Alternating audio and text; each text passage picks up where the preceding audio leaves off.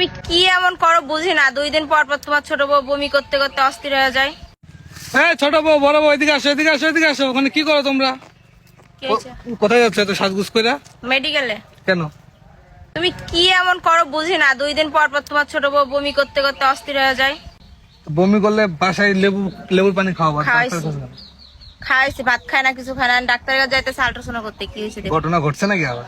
কি জানে? হ্যাঁ? তুমি ভালো জানো, আমি জানি। ছি ছি ছি না। কোথায় যাচ্ছ? কোথায় কোন মেডিকেলে যাচ্ছ?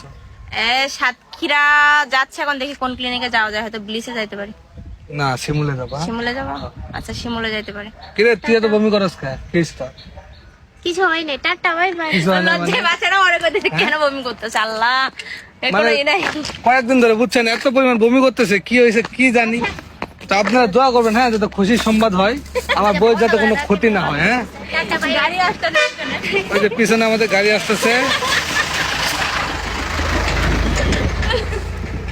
সবাই আমাদের জন্য দোয়া করবেন যাতে আমার বউ সুস্থ থাকে। একটা ছেলে হয়। এই আচ্ছা একটা জিনিস কি জানো, ছেলে হবে একজনের আর মা হবে 2জন।